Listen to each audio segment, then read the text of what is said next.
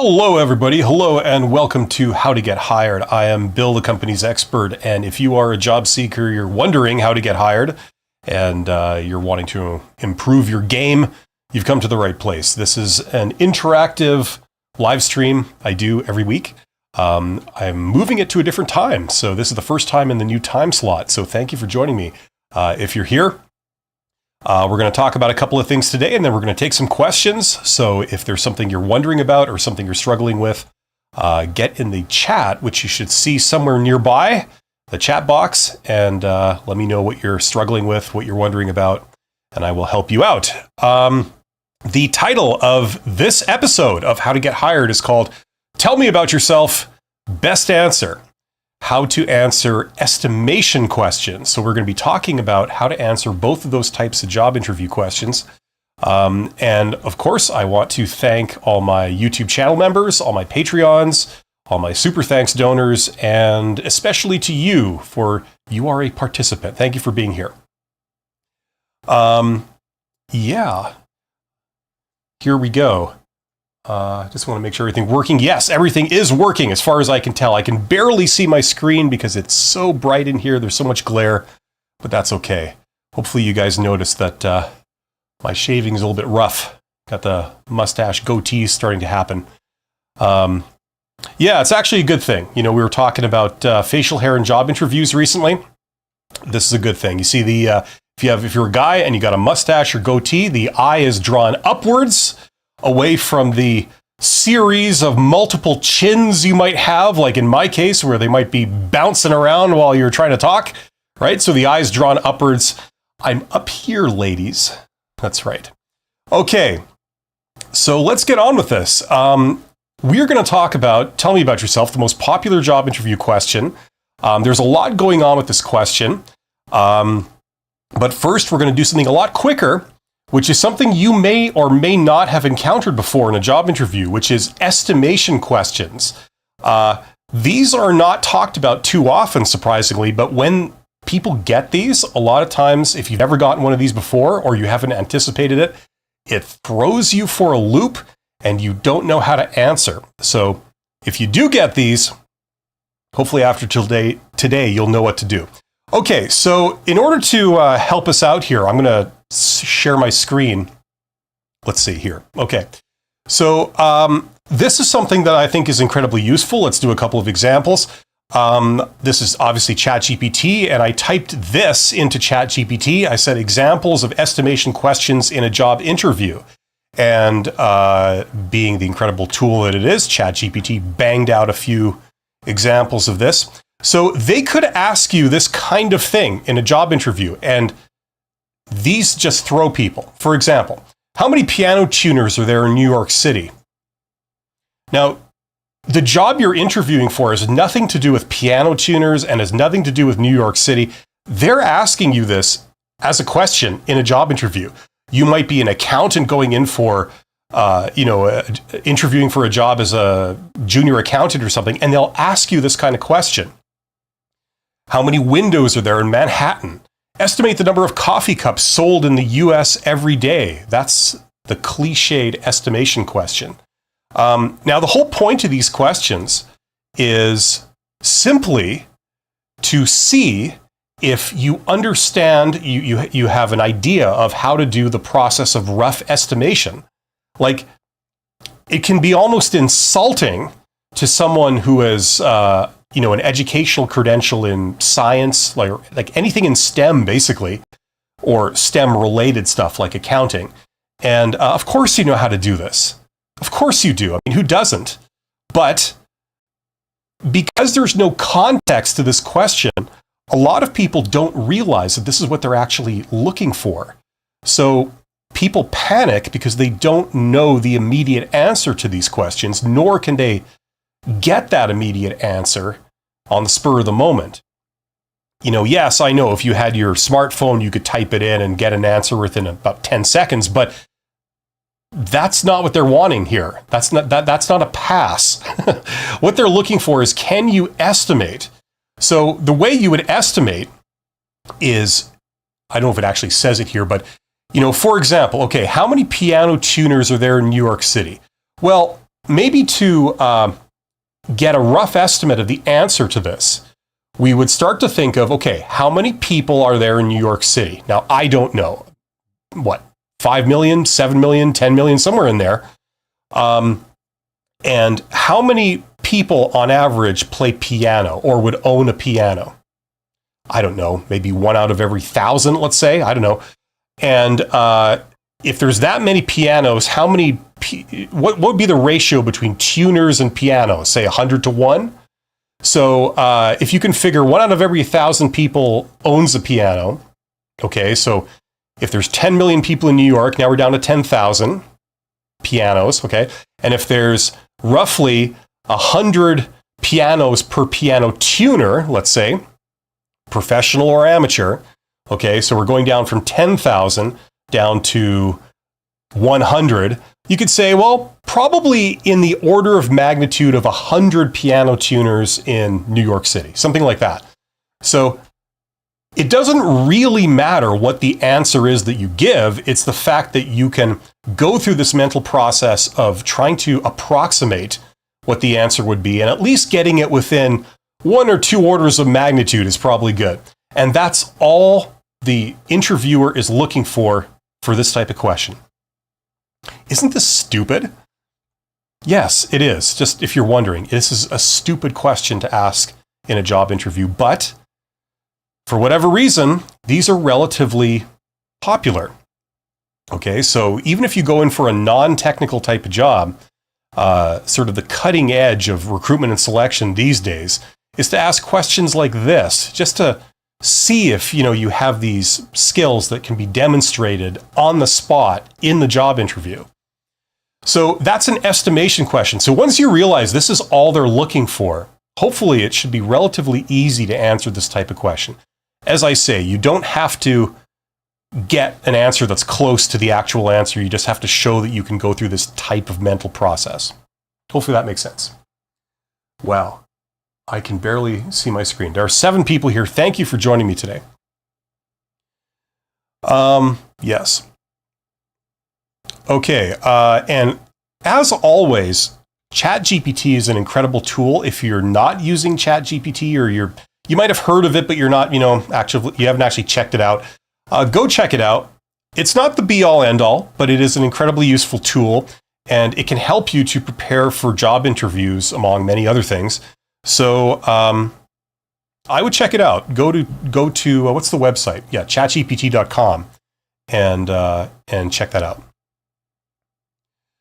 Okay, and as always, I got to point out, if you are kind of lost, kind of struggling, you don't know what the right thing is to do to discover jobs or to apply for them in such a way that you get interviews, or you don't know how to conduct the interview in such a way that you get offers, check out my course there called Get Hired. There's a link in the description.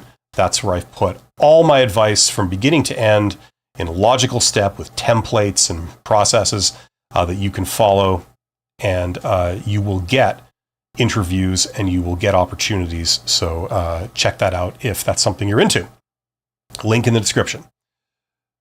Okay, we are going to move on to the main topic of today's stream, which is how to answer the job interview question.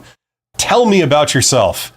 The most common job interview question everybody's wondering about. I don't understand why this is such a popular question, but it is. It's probably popular because it's just so stupid. I'm not a fan of this question. This is the most lazy, cliched question that a interviewer, whether they're a hiring manager or a recruiter, could ask you. But you are almost guaranteed to get asked this question in some form. Usually it's the first real question that they ask when they've started the interview. So you're going to get this right at the beginning, okay? It could come in slightly different forms. They could say, please introduce yourself. They could say, what brings you here? Something like that. But they're all versions of tell me about yourself. So this question serves as an icebreaker. Okay, what that means is it's something that just gets the conversation started. And that's why they ask this in the beginning. Also, just so you know, from the perspective of the recruiter on the other side of the table, The other reason they ask this question is because if they're doing multiple job interviews that day back to back, and they haven't had any time, or maybe they're just lazy, they haven't had any time to do any homework and brush up on who the next candidate is before the candidate comes into the room and they have to start interviewing. The great thing from their perspective about this question is that you don't need to know anything about the person you're talking to. You can still ask them this question. And it's kind of a help to you if you haven't done your homework and you haven't brushed up on who the next candidate is, because they're going to tell you who they are, right? They're going to give you the basics on them, usually. So that's why they like this question so much. Very lazy question. But it's the icebreaker. It's the first thing they're going to say. And the reason why that makes this question so important is that usually it's by answering this question that you're making your first impression, right? You want to make a good first impression. And so if this is the first thing they ask you, you're going to make your first impression by answering this. So that's why it's kind of important to know what to do and to know what they're asking. And that's what we're going to be talking about today. Okay. Another thing about making a first impression is, if you don't know this already, sometimes it can be a bit confusing, because on the one hand, you don't want to come across too humble in the sense that, you're downplaying your accomplishments, you're, under promoting your accomplishments and the things you have, your skills, your education, your experience.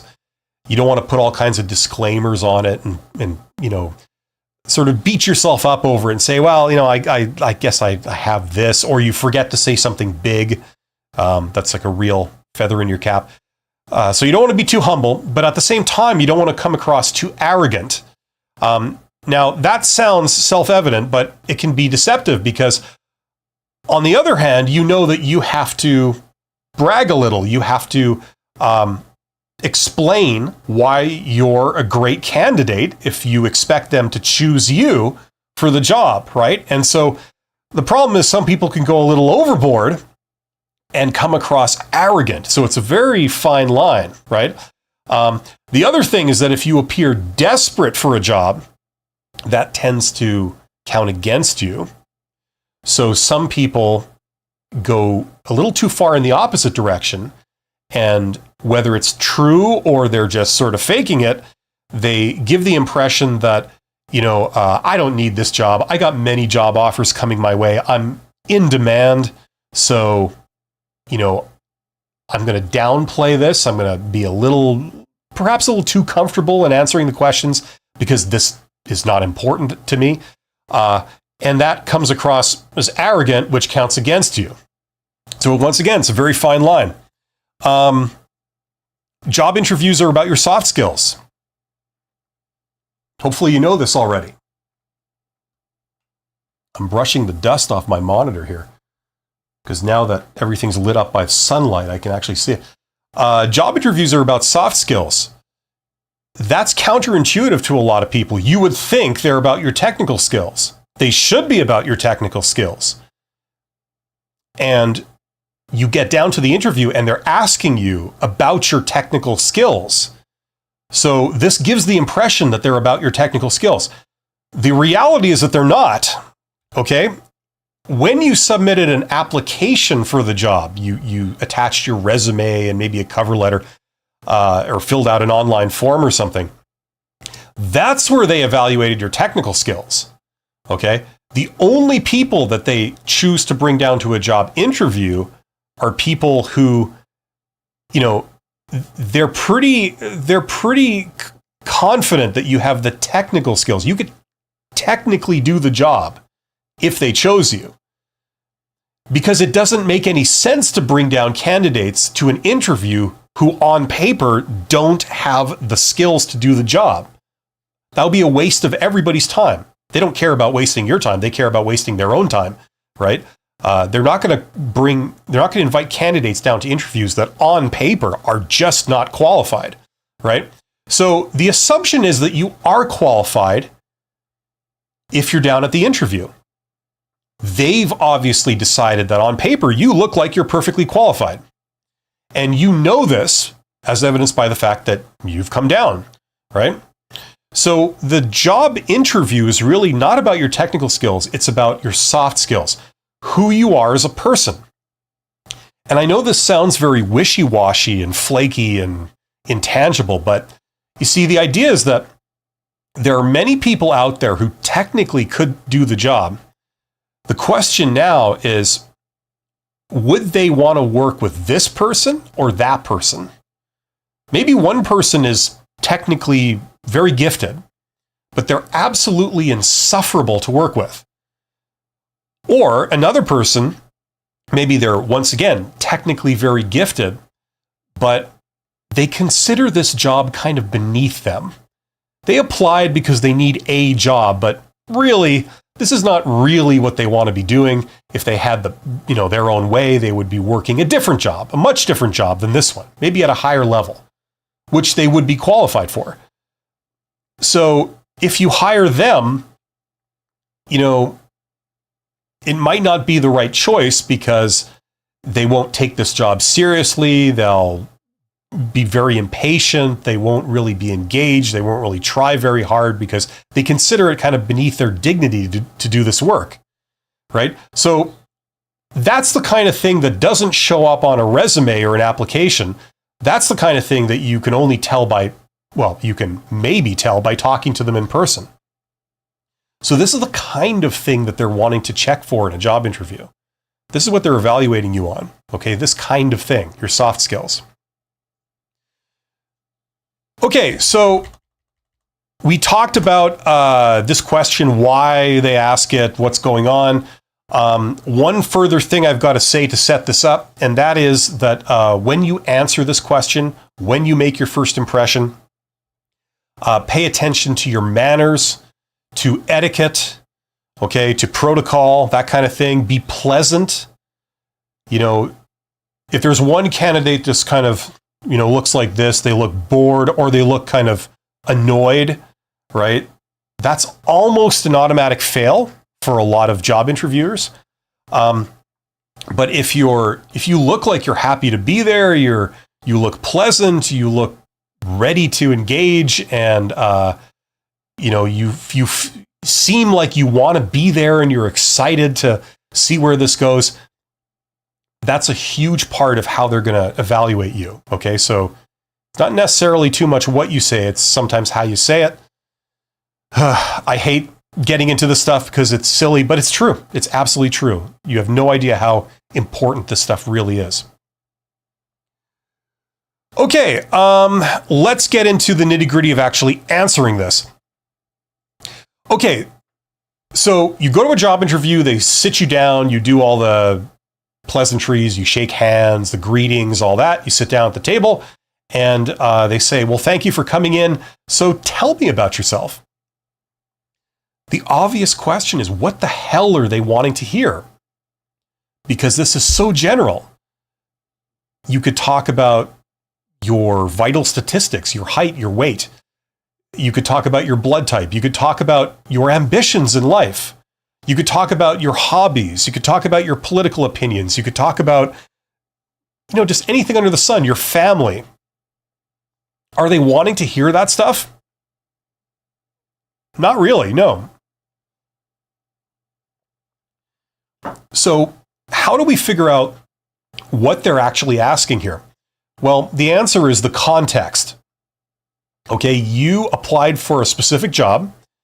They invited you down to this interview to evaluate you for the specific job. So your answer, presumably, should be related to this specific job in some way, right? That's really what they're asking about. Okay, so let's get that out of the way. They're not wanting to hear things that are unrelated to this job. So they wouldn't want to hear about your family. They wouldn't want to hear about your political opinions. They wouldn't want to hear about your food dislikes, okay, or your hobbies, right? They care about things that are pertinent to this role.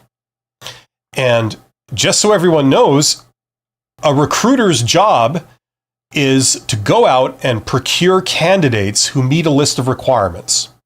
That's a recruiter's role.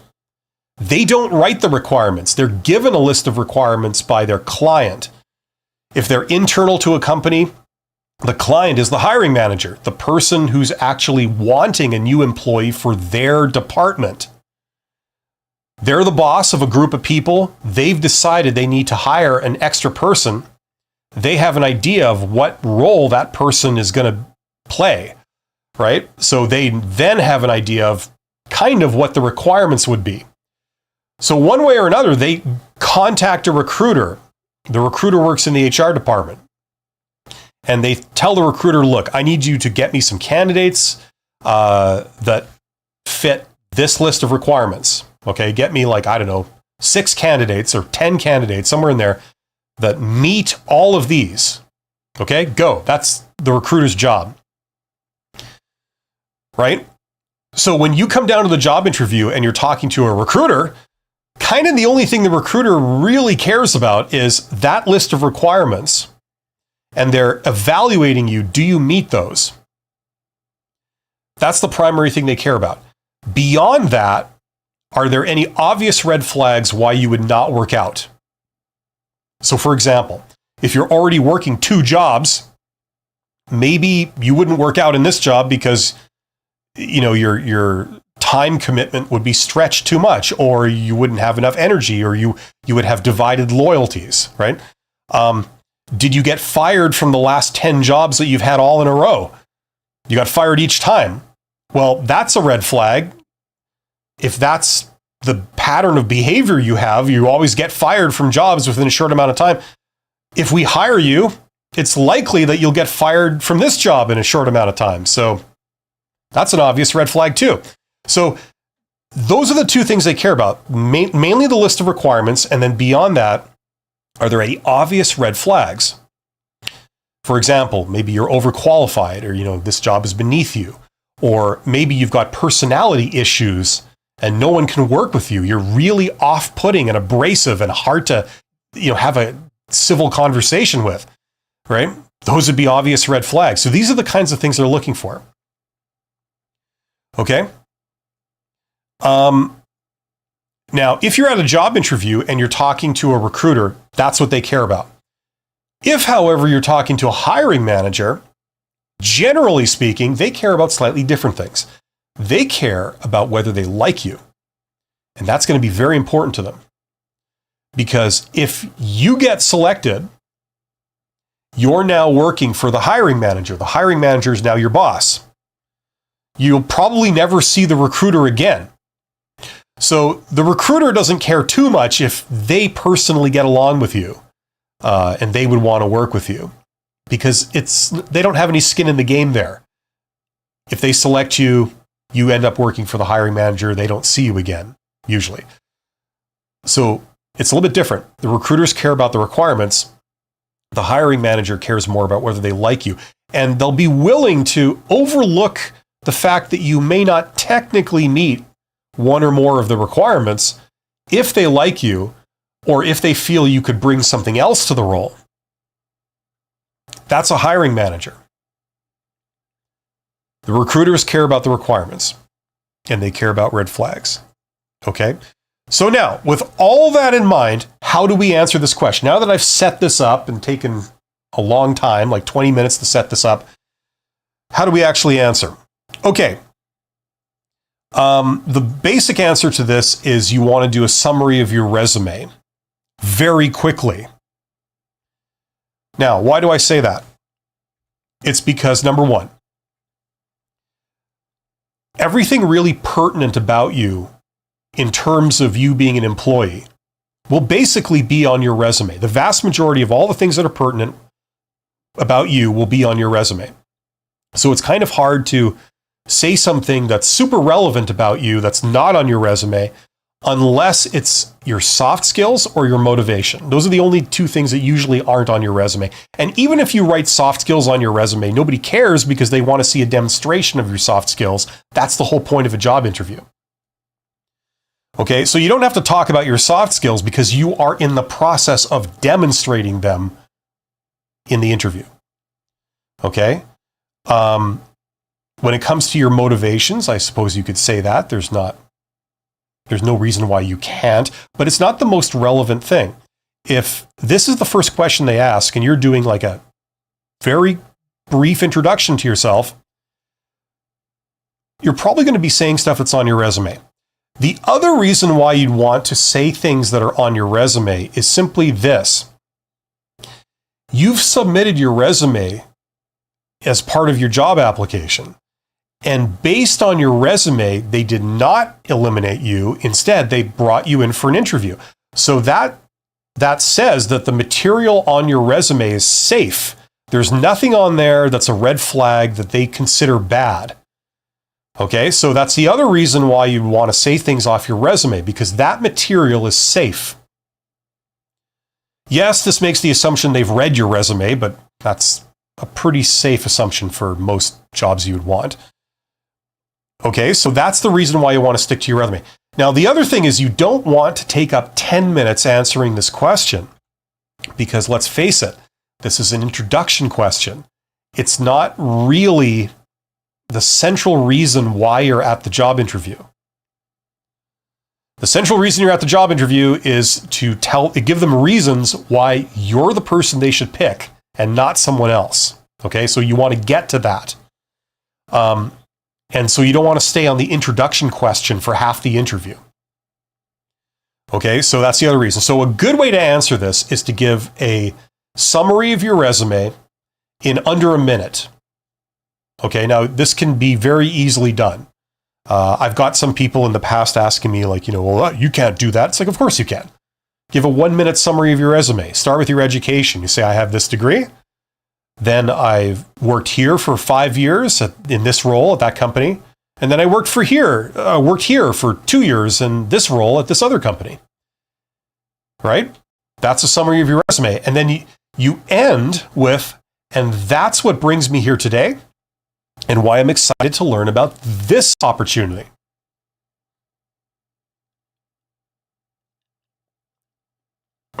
Okay, so that's how you answer in a nutshell. Summarize your resume in a minute or less, and you end with, and that's what brings me here today and why I'm excited to learn about this opportunity. Now, why do I say that? I say that because you're here at the job interview, not to talk about something you did 5 years ago or 10 years ago, not to talk about what you did in school. You're here to talk about how you're the best candidate for this job. You're here to talk about this job. So let's get to it. Let's not dwell on something I did working for another company years ago. That's irrelevant. Let's talk about what I can do for you in this role and why I would fit this role perfectly. That's what you want to talk about in the interview. Okay? So that's the reason why you want to get off this question relatively quickly and steer the conversation to, let's talk about this role and how I fit and how I'm awesome and I'm the best person for it. Okay, so once again, how do you answer, tell me about yourself in an interview? You give a 1-minute or less summary of your resume. It helps if maybe you start with your education and then move on to your experience, work experience. Start with the stuff in the past and then come up to the present. So education, older experience, and then newer experience, ending with your last position. And then once you've said that in under a minute, just give the broad strokes. You say, and that's what brings me here today and why I'm excited to learn more about this position or this opportunity. So you can get talking about that. Okay, hopefully that makes sense to everybody. Now, if you don't know how to start talking, you don't know what to say when you first open your mouth, you could say, when they say, tell me about yourself, you say, well, as you can see from my resume, you could say that. You have to say it the right way. Don't say it in an arrogant way, right? It's more of a memory jog for you than it is something that's really for them. Or you could skip that. That line is optional if it sounds kind of clunky and sounds a little, like you're talking down to people. But you could say, well, as you can see from my resume, I have this education. I got that 10 years ago. I then worked in this role at this company for 5 years. And then I moved to this other company. I was in this role for the last 3 years. And that's my current position that I'm still in. And that's what brings me here today and why I'm excited to talk about this position or this opportunity. Okay, that's a good format, template format for people to frame their answer with. Okay, now let's talk about some special cases. What if you have no work experience? Okay, this is a question that a lot of people have asked. You know, that's all well and good to go down your work experience, but what if you have no work experience? Okay, here's what I would say. First of all, the fact that you have no work experience is essentially crap. Okay, even if you've never had an actual job before, what you do have is you do have the constituent skills that you're going to be needing to do this job. Okay, now let me explain. When you were in school, let's say you've taken university or college or trade school or something, okay, and you haven't yet worked in the industry, you haven't had an industry-related job yet, and this is going to be hopefully your first industry-related job, first professional job, okay, if you get it. Up to this point, you can't say, oh, I have no experience. Because you do have experience. What you have is, if you've got, say, a educational qualification like a degree, that shows that you have several things. You have, first of all, you have a good work ethic. Okay? It shows you can meet deadlines. It shows that you're highly trainable. It shows that you have experience, presumably, working in groups and, you know, coordinating with other people. It shows that you have experience solving issues. If you're given an assignment and you don't understand how to do the assignment, you can go and get help. You can ask clarifying questions so that you can then go back and do the assignment. Okay, you can get clarification when you need it. You're punctual and you're capable. If you've done group work, you could break that down and it shows that, you know, you've been able to correct and control what's going on. So for example, if you know how to do a division of labor, who's going to do what in this project, and then as there are developments, you can adjust for those developments and still complete the work on time. Maybe you have skills presenting. You've presented your work in front of the class, so you might have public speaking skills, presenting skills, this kind of thing. You know, I mean, I could go on and on, but these are all the things that you have. Now, what do they need you to do in this job that you're applying for? Well, they need you to have technical skills, right? Which you have by virtue of your degree. They need you to be trainable. They need you to be punctual. They need you to have a good work ethic. They need you to be able to ask for clarification when you need it. They need you to be able to work in groups and interoperate with other people.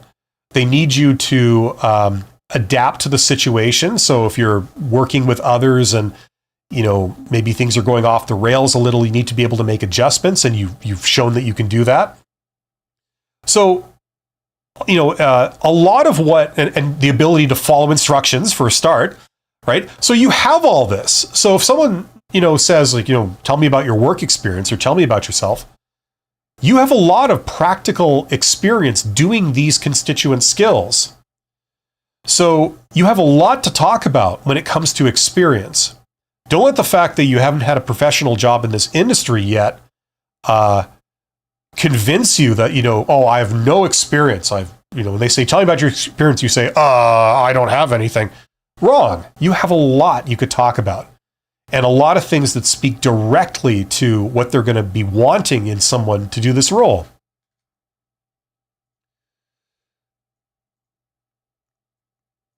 Okay, I mean, there's so much under this. Like, you understand what's appropriate professional conduct. You understand what's appropriate work attire, right? Things like this, like things you can speak to by virtue of what you have done, say in school, right? You've demonstrated this stuff. If you've ever presented anything, you know, that shows you that you have a certain level of professionalism. and so on and so forth, right? So if you take a few minutes to think about this stuff, you could write a very long list of all the things you do have that you can talk about. So even if you haven't had a job, you got a lot to say. Sheena is here. Sheena says, nice content. Well, thank you very much, Sheena. That's very nice of you to say. And if anyone has any specific questions, don't be shy. Don't be intimidated by talking to somebody who is well over 200 pounds, like I am. No need to be afraid, right? Just ask your question in the chat box, and I will read it, and I will see if I can get you a good answer on it. Okay. Now, as I said, the purpose of a job interview is to talk about the job that they're interviewing for. So don't get sidetracked in this question. When they say, tell me about yourself, you start talking about something you did years ago in another company. It has nothing to do with this role. You start getting into details that just don't matter, right? It's not relevant to why you're here. So that's why we want to try and get off this question relatively quickly. Okay? And if we can, steer the conversation towards them talking about this job. Okay, there's one last thing I want to say about this question that I think is relevant. And that is that there is a variant of this question that you sometimes hear where they will ask you, tell me something about yourself not on your resume. Right? That's something that is occasionally asked. In fact, I have a video coming out tomorrow that talks about that question. Now, here's the thing. A lot of recruiters think that by phrasing the introduction question like that, they can avoid you from giving information that's on your resume. Okay?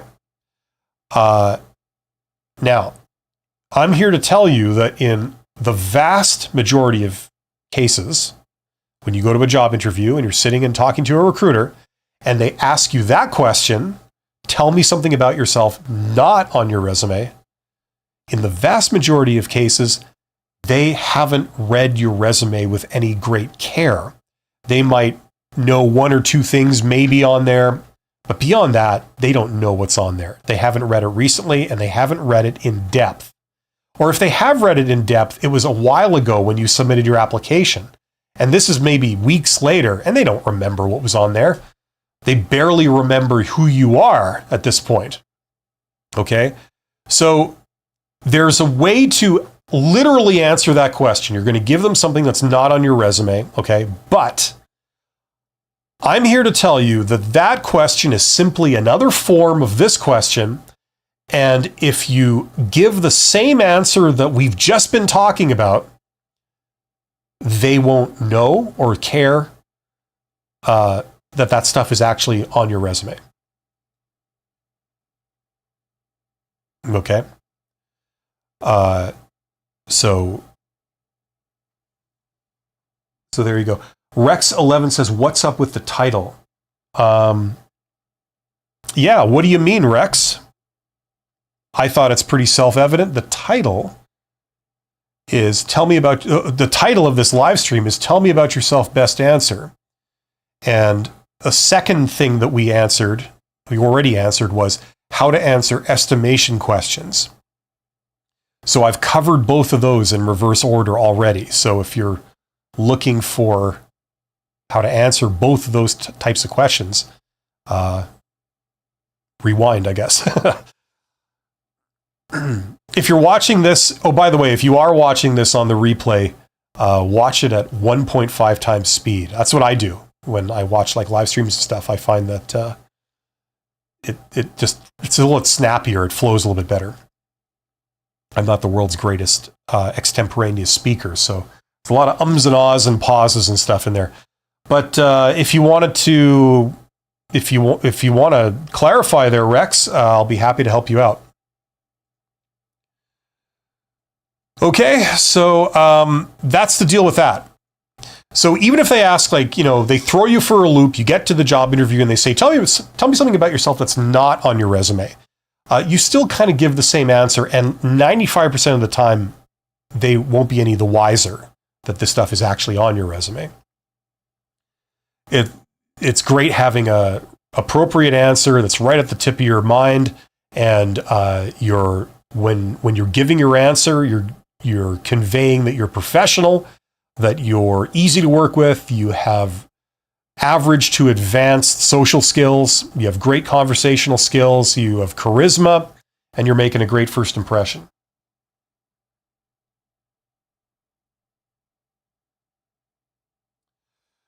Okay, so Neo Mosh says, actually the title showing is How Investors Make Decisions. Oh, interesting.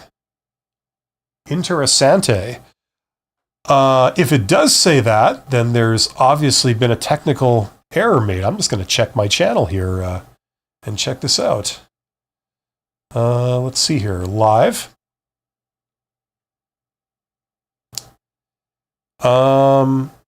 You are absolutely correct. Something weird happened and it changed the title. It's got the same thumbnail, but it has switched the title to something else. That's lovely. Okay, great. Great, awesome. So everybody here is maybe looking for an answer to that. I've already done that live stream. That was a live stream. If you look on my channel, the live stream I did on Monday, 2 days ago, has that title. So if you're looking for that content, go and watch that live stream. Okay, well, that's annoying. It even prompted me, like, which live stream are you attaching this stream to? And it gave me the right title, and so I clicked it. Weird. Okay. Well, thanks for bringing that to my attention there, Rex. And a couple other people are saying that too. Okay. Let's see here. Rex is here. Neomosh also said that. So, okay, thank you, Neomosh. Parvez says, freshers are innocent and anyone can make them fool. Okay.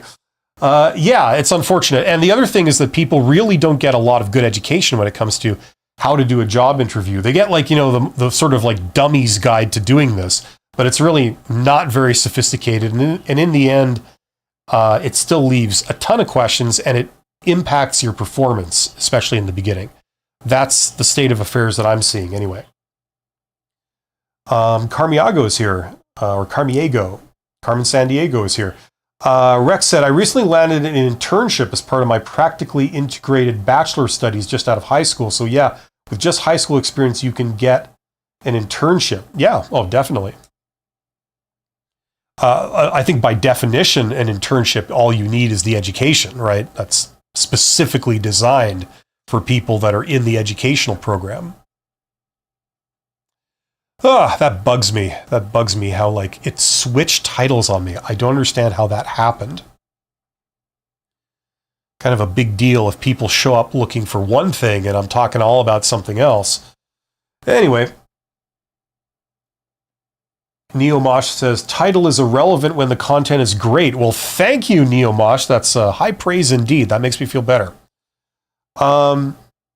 Yeah, well, on the replay, I'm going to make sure that the title is changed to what I'm actually talking about. I have been using software. This is Streamlabs. This is Streamlabs OBS that I have used, and I've had nothing but technical problems with it. I really should switch to use something else because I have had nothing but stupid technical problems from the very beginning. All kinds of stuff that, you know, nobody does. It does, right? And so I'm just assuming that this is the latest one of those. But whatever. Anyway, we're going to go from here. Let's see. Carmiego says, I applied for an associate director position. They haven't rejected me and have delayed it to the last second. Is this a sign of viability in getting the position, not having a rejection yet? Well, look, I don't know. No, I don't know what's going on with that specific case, but there's two obvious options. One is that the position is still open. It's a real position and it's right around the corner. they're just either incompetent or they're just dragging their feet on it. That's one option. The other possibility, the more pessimistic possibility here, is that it's not a real position. It's a fake job, and they're using it to either get more information on the labor market or more information about potential candidates, which they could use in the future to hire, for open positions, but they don't have an open position right now. And this is not going to materialize, at least in the form that you're expecting it to. That is also a possibility. Normally they reject after 3 days. It's been 3 weeks now. Yes. So listen, usually the way it works, look, the thing about the real world is that everything happens some of the time, right? So it's very hard to make hard and fast rules. But what I'm saying is that the law of averages is that you will hear back within 5 business days if it's going to happen, okay? Obviously, there are exceptions to that, but that's generally how it goes, okay? It's when you've been rejected that you may not hear something for a very long time, okay? Or you may never hear something. Now, it is possible. Sometimes they have a very long and bureaucratic hiring process. And sometimes they'll say, like, okay, if you will hear back from us either way in 6 weeks or in 4 weeks or something like that. They'll say that at the outset. Now, if they haven't said that, usually 5 days is kind of like when you're expecting, that they've picked you. Usually it doesn't take longer than that. But there are exceptions to everything. The higher the job, the longer the lead time. So like if you're a director or associate director, maybe, it could still be in the works.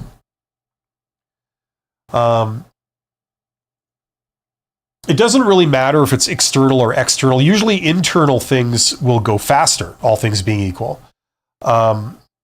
Usually. But there are exceptions to everything. The problem with hiring internally is that, you're just moving people around. So like if you fill a vacancy at the top and someone moves up into it, you've now created a vacancy here, right? That also has to be filled.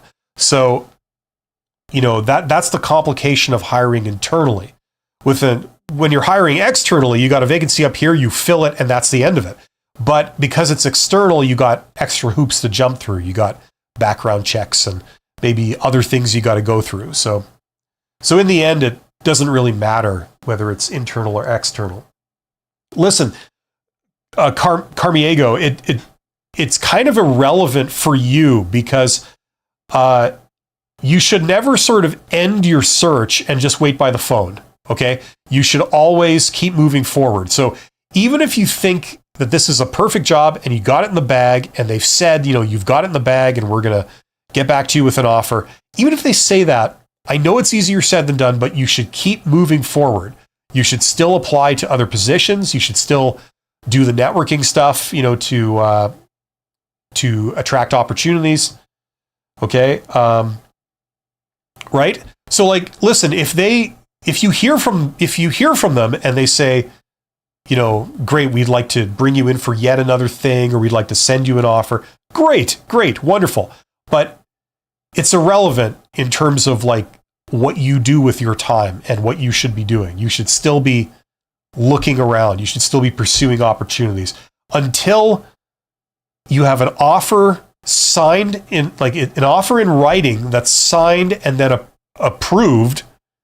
Unless you have that, you should still be moving forward with any opportunity that comes your way.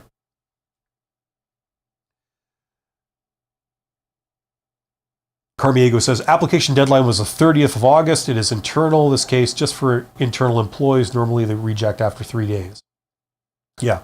Thank you so much. I'll know by the next live if they make me associate director. Well, best of luck, Carmiego. As I say, it sounds like it's a higher position. So that 3 weeks doesn't seem unreasonable. If it had been like 3 months, I would say, yeah, that's probably not happening.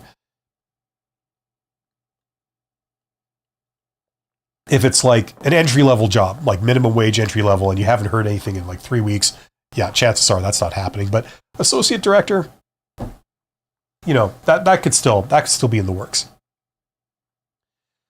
Let me know if you guys have any questions. Now, I am here simply to answer questions you guys have in the chat. If anyone has any questions, I'm given to understand that you're probably here to learn about investment or whatever, but apparently YouTube or Streamlabs goofed up the title of this live stream. So here we are. The actual title of the content that I'm giving today was how to answer the job interview questions. Tell me about yourself, and how to answer estimation questions in a job interview. So I answered those at the beginning of the stream. So if you're here kind of being all confused as to what I'm talking about, that's what went on. So you've been a part of this royal kerfuffle that I'm going through right now. Here are some other examples of estimation questions. Like, for example, how many gas stations are there in the United States? If they ask you a question like this in a job interview, which they can, you'll know what to do. It's just simply they want to see that you can go through the process of rough estimation, right? If you completed high school, you could do this. But for some reason, these days, recruiters collectively think that they're very clever for asking questions like this. They'll say like, hey, how many iPhones are sold in the world each year? The problem is people panic when they get a question like this because they think, I don't know that. And, yes, you could get onto Google or something and type it in and get an answer, but that's a fail. That's not what they're looking for. They're wanting to see if you can, just do some basic quick and dirty math in your head based on guesstimates to come up with a ballpark number. And then they say, okay, I can tell that you understand how to do the process of rough estimation. And that's what we were checking for. Right? Estimate the number of cars crossing the Golden Gate Bridge each day. Right? Now, Golden Gate, I believe that's in San Francisco, right? I'm not an American, so I think that's San Francisco, right? I'm sure there's other bridges in the world called the Golden Gate. But, I don't know. I don't have the first idea. But I would say, okay, some bridges that I know are on roads, and the traffic is approximately this many cars per minute. So you extrapolate that to how many cars in a day, right? Maybe you multiply it by 2 or 3 because the Golden Gate Bridge is pretty big. And then there's your number, something like that, right? How many soccer balls are used in the World Cup? That's a tough one. I used to watch soccer when I was like 10 years old. It was actually quite interesting. But I haven't watched soccer in a good 4 decades, something like that. So anyway, that's an estimation question if you're wondering. Okay, HHH Will says, how to answer this how to answer this question without sounding generic. How earning this position will impact your future. See, this is the problem when they require that recruiters have master's degrees in psychology, right?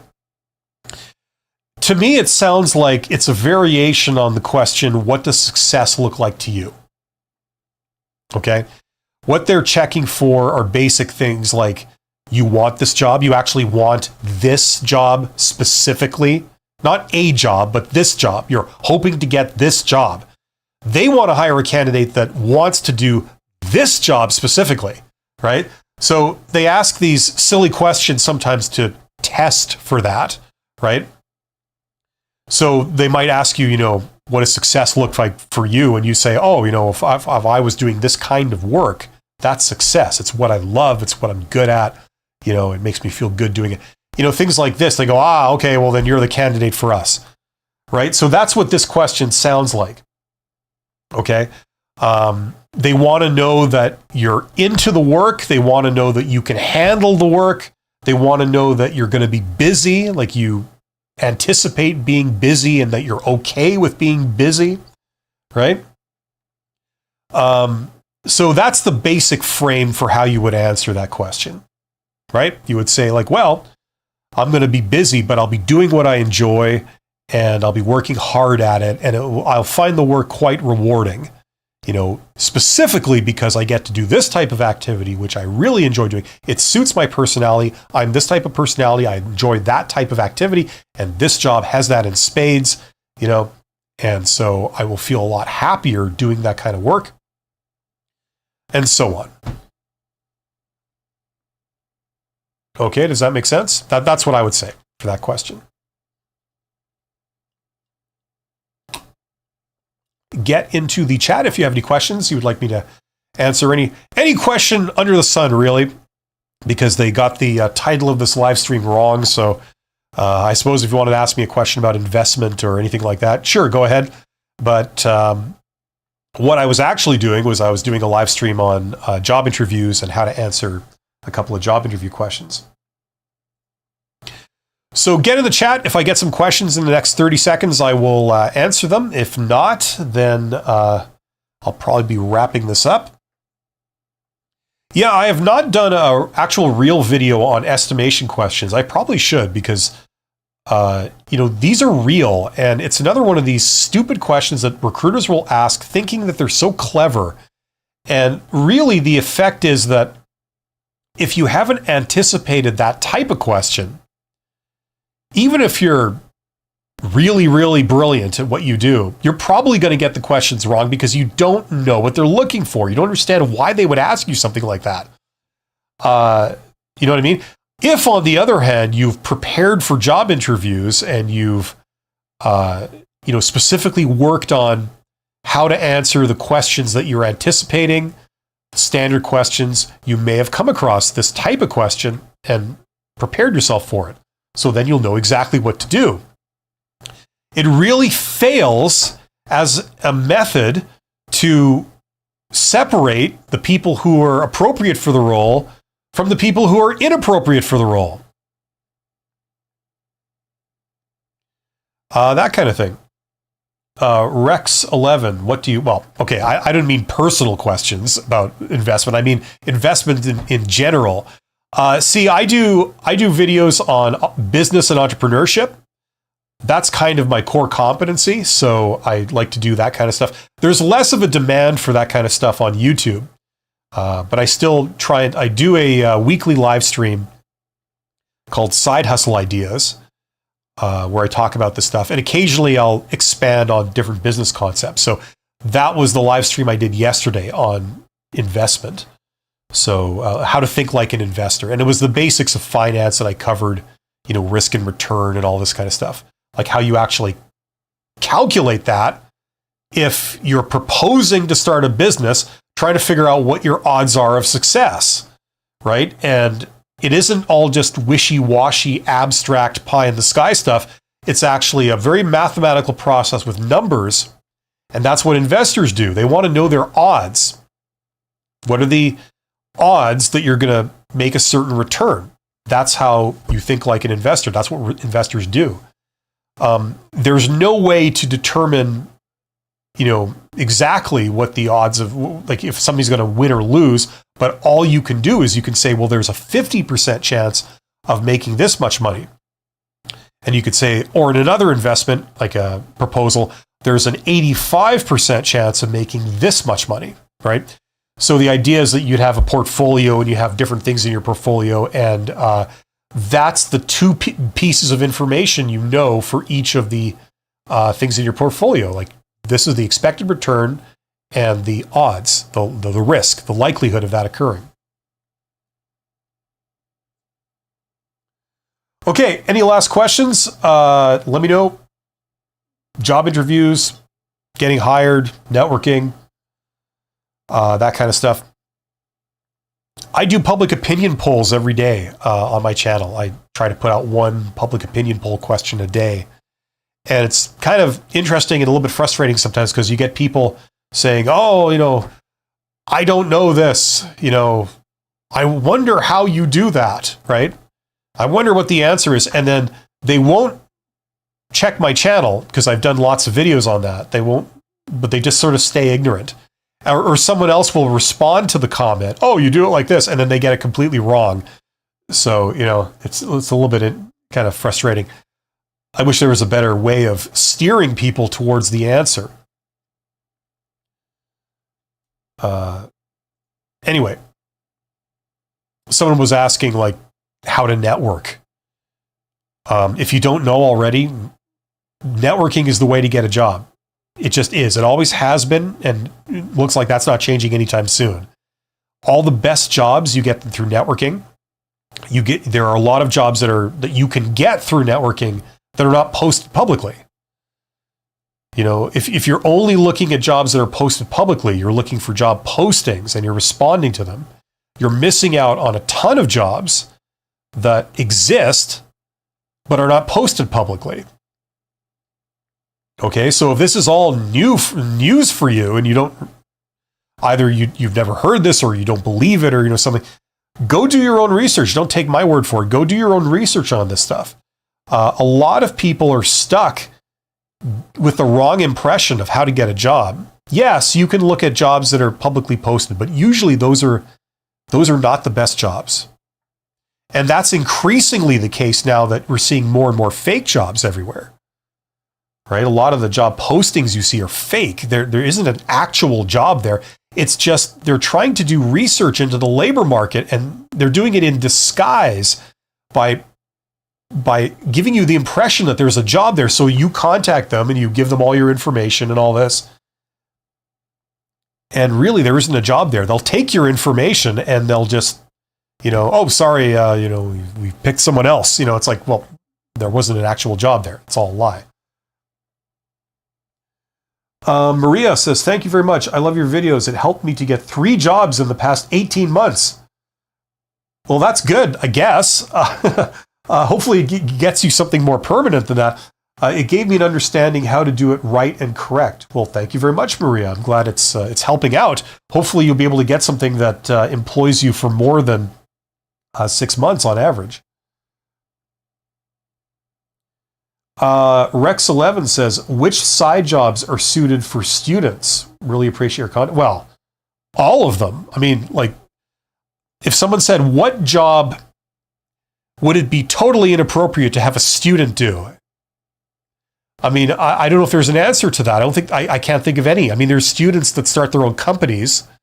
So they essentially are owners, operators, CEOs, that kind of stuff. I mean, and everything from the entry level all the way up. So, you know what I mean? Obviously, things that absolutely require 20 years of experience. If you're a young student,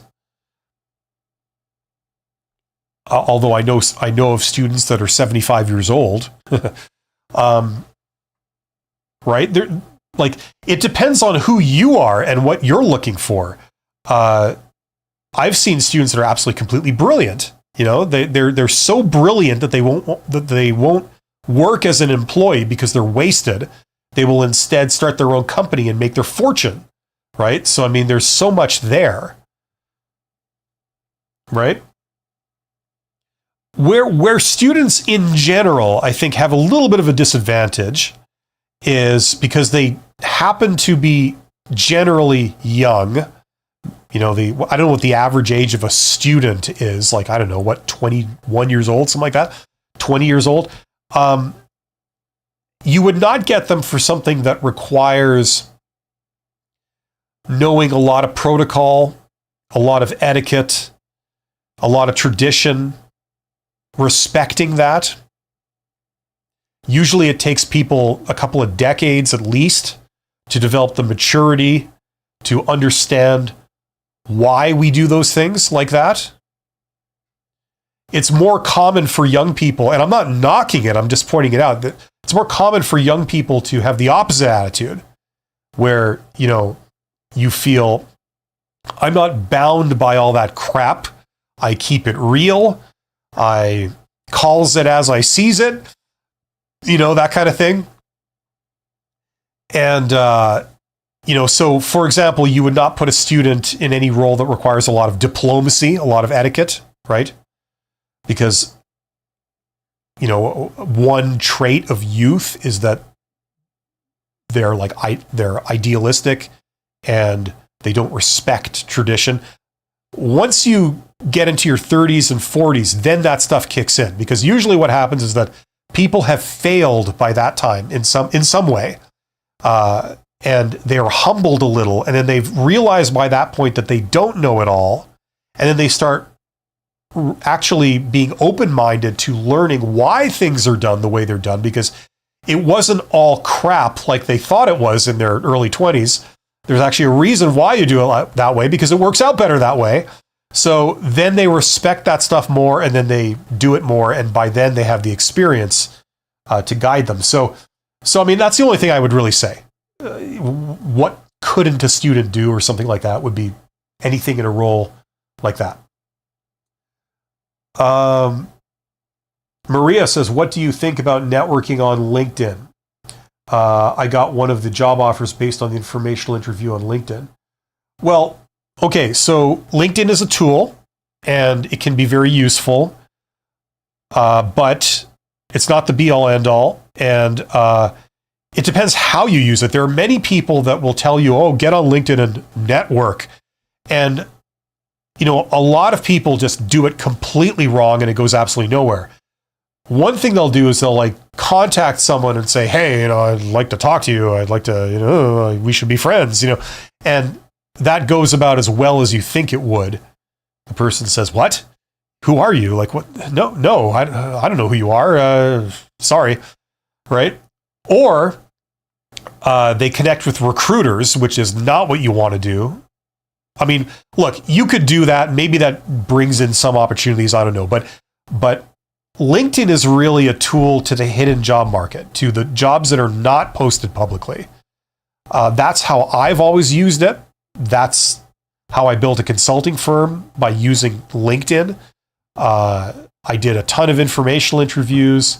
I built relationships with tons of people, like executives and things, mostly CEOs of companies in my hometown, and met a lot of them. And then some of them became clients of mine. And I did all that not by contacting recruiters, but by contacting the CEOs and the executives, people that are on boards and things like that.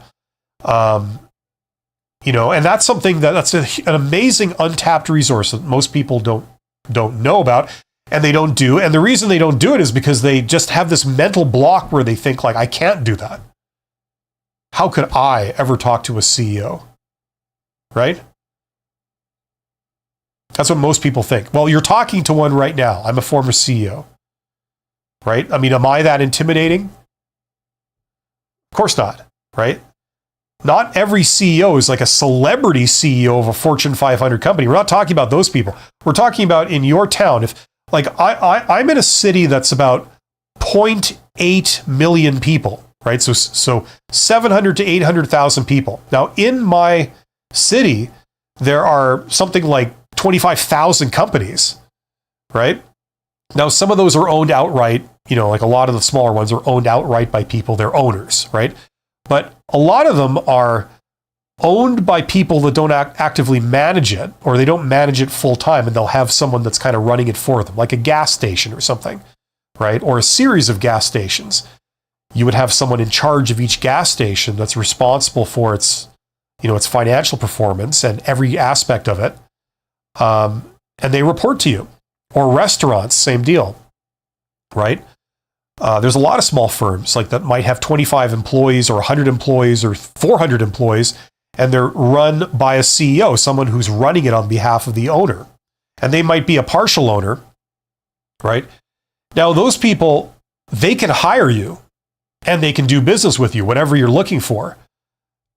But they're not, these celebrity CEOs like, I guess I'm outdated, like, Bill Gates, Steve Jobs, Jeff Bezos, Elon Musk. They're not people like that. They're a little more down to earth, and they're a little more, they're there. How often do you think they get someone saying, hey, like, I'd very much like to get your expert opinion on something. Could you spare me maybe half an hour of your time? Not often. That doesn't happen as often as you would think. So using LinkedIn to discover those people and send them that message, it's an incredible tool, but most people don't use it for that. Most people have it burrowed into their mind that, oh, that's not something I would ever be able to do. And that really holds them back. And it's great for introverts, by the way, because if you set it all up remotely on social networking, so that someone has invited you, the CEO of a company, small company, maybe they run like a couple of buildings, they've got, I don't know, 50 people, and they've got a couple of buildings, and they've invited you in. They said, yes, come down to my office, let's talk. I'll answer your question, sure. They've invited you in. It's a completely different thing from a job interview where, you've had to sort of muscle your way in, all right? And they're in very much the position of power. This is more like a referral. You haven't said, I'm looking for a job. You've just said, I'd like to talk to you. I'd like to ask you a couple of questions about your industry. Something like this. They've invited you in. So anyway, I digress. But that's the kind of thing that you can initiate with LinkedIn. I mean, there's a lot of things you can do with LinkedIn. It's very powerful. That's the thing that I did. That's why I talk about it a lot. And then I recommend it to people, because you don't have to be, some big celebrity to do this. You could be a nobody and do this. As long as you say the right thing to the right person and you understand protocol, you understand etiquette, and you're professional. Incidentally, if you are interested in this stuff, you can find out all about it in that course. That's where I put everything, how to do this. Excuse me. Okay. Maria says, I got one of the job offers based on the informational interview on LinkedIn. Well, good, excellent. That generally leads to good jobs, generally. Actually, networking has changed my life for the better. Get a job, found new friends, and all this in a new country. Well, right on. That's great. I got great jobs, actually, as a career facilitator, then community liaison, then HR. Okay, good. Well, I'm glad it's working for you. So yeah, but no, I think that what people end up talking about, the people who talk about this kind of thing, usually they tend to be recruiters. If somebody's talking about hiring, or how to do a job interview or how to network for your career, usually, who is this person? It's a recruiter that's talking. And so it's kind of a conflict, I imagine, for them to say, don't talk to recruiters, go straight to the executives and the managers, right? They tend to not want to do that, or they just tend to not understand that that's how you do it. And the thing is, how do people get jobs at that higher level, at the executive level? They do it by doing this stuff. You don't go through recruiters and answer job ads. That's what people do at the low level, right? If you're like a director of operations at a construction company or something, or, yes, some people do post jobs for that stuff and you go through the same stupid thing. But the vast majority of how people get hired for those things it's through networking, right? You do an informational interview with the CEO of another, construction company, and you go down there and you talk all about construction and the trends in the industry and, how you've brought certain solutions to your operation and what solutions they have in their operation. You kind of contrast those. And, sometimes it just doesn't really go anywhere. Other times it really clicks. And that CEO will say, a lot of times they won't have a vacancy right there. But every once in a while, they have a vacancy, or they are about to have a vacancy, or they have room to hire someone because they're expanding, and they'll say, hey, I like the cut of your jib. What you're saying really makes sense. Maybe we should get together. We might have an opportunity here. And then it goes from there, right?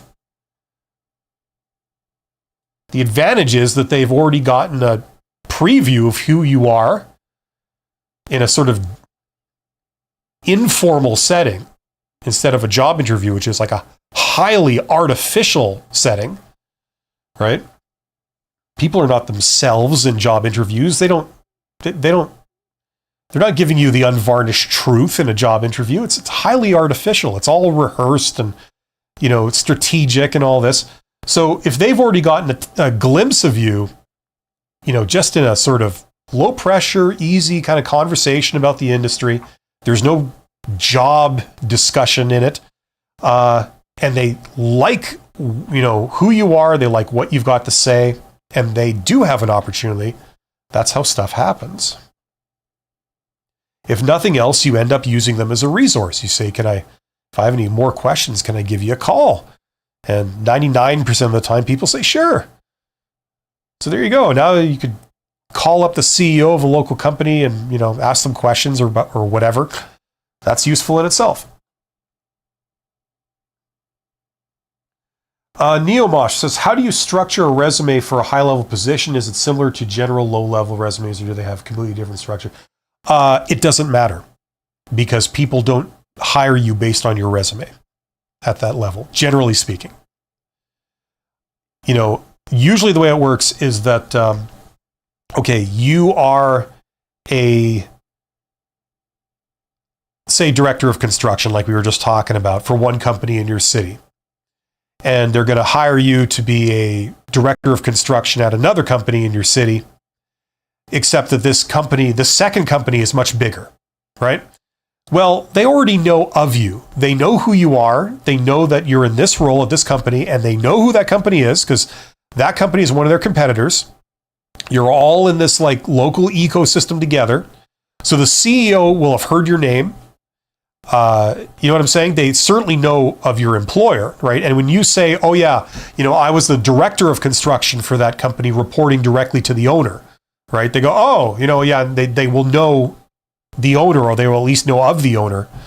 Pretty easy to verify. If you've been there for 5 years or something, it's obvious that you know your stuff.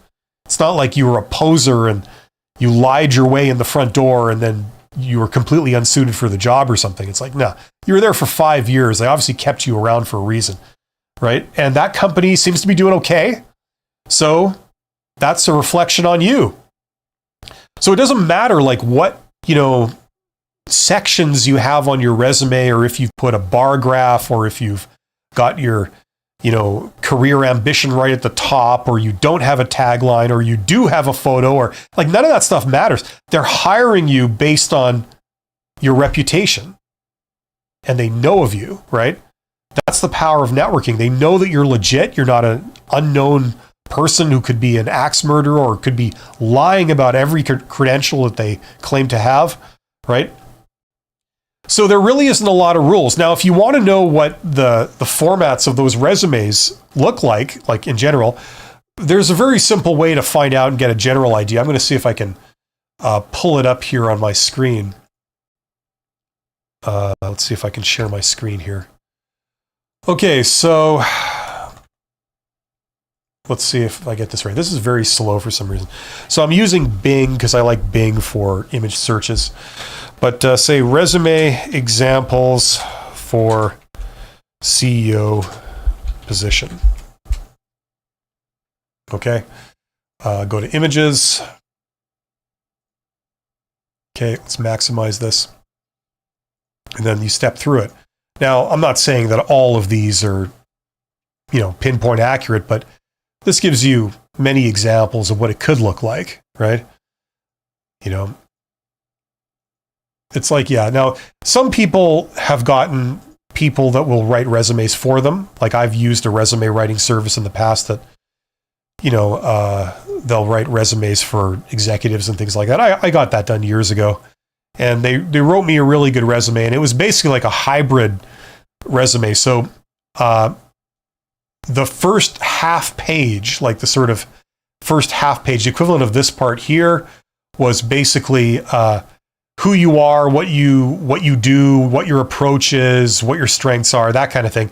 And then the rest, starting down here and onto the second page, was a standard chronological resume, just of your work experience, and then ending with your education. So that's kind of, that's something that can be done. Usually you wouldn't use that at a lower level. You would usually have a chronological resume for everything you do at the lower level. So, yeah.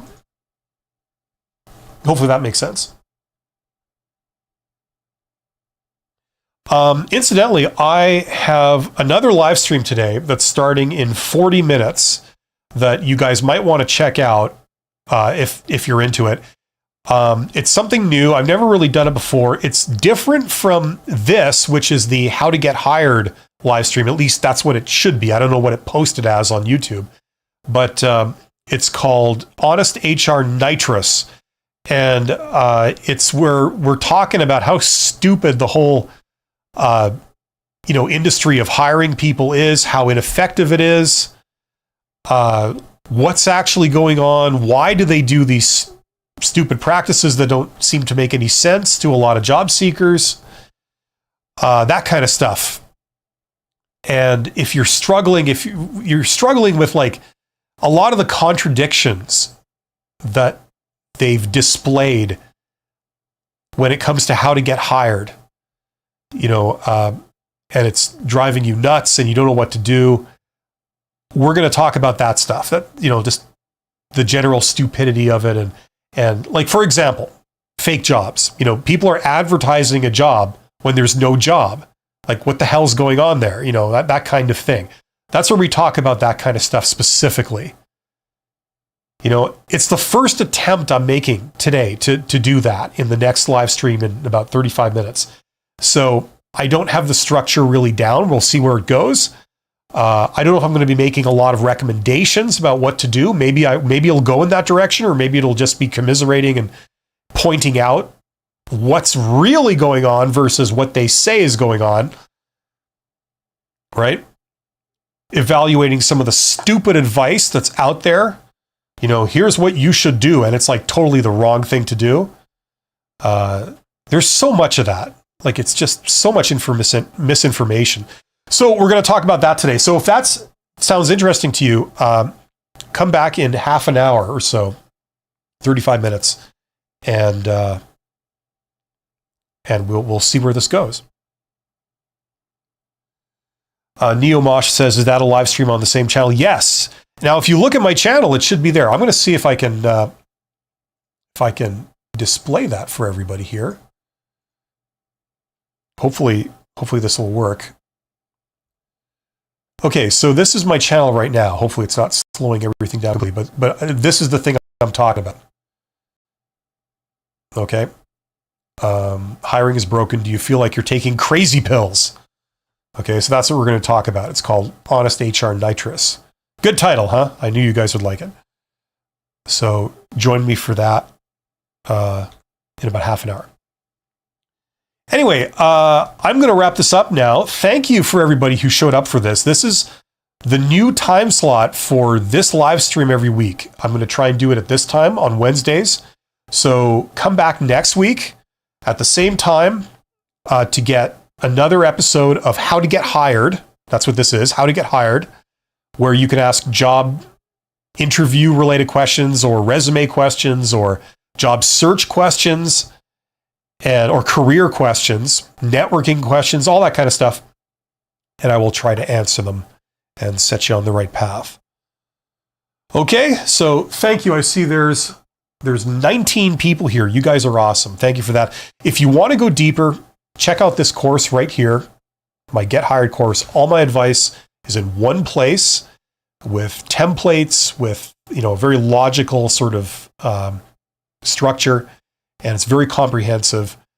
And that will talk about not just the standard ways of getting jobs where you apply for a job responding to a job posting, but it also talks about the networking route, some of the different things that are in the networking umbrella of different methods you could use. And it is particularly tailored to introverts because, extroverts don't really generally need that much help in connecting to people and all this kind of stuff. They tend to be better in job interviews, all things being equal.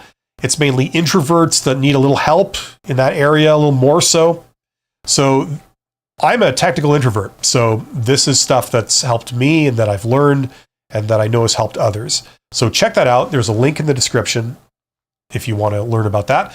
Also of value is this thing, okay? If you're looking to move up in your career, maybe you kind of understand the basics of job search. That's not really the concern, but you're wanting to get promoted into management or go from middle management to upper management, that kind of thing. If that's more of what you're interested in learning, check out that course. Also a link in the description. It's called Write Like a Professional. And yeah, it's about writing, but it's also more about what to say. It's about communication skills that you would use at a higher level. And usually that's the thing that prevents people from getting promoted into a higher level. because they don't yet have the maturity and the professionalism and the communication skills. That's usually what holds people back. So I try to put all my learning in that area into one place. And that course is good because it's a lot more self-contained. It's probably the I don't want to say it's short because it's not short, but it's the shortest of my 3 courses that I currently have available. The longest is this one here, $100 MBA.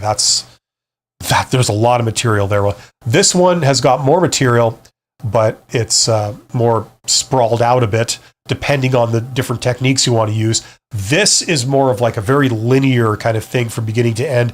You could do that course in like 2 days. It would be possible to do it if you just spent the whole day on it.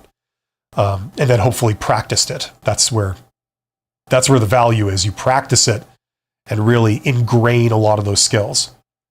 So check those out.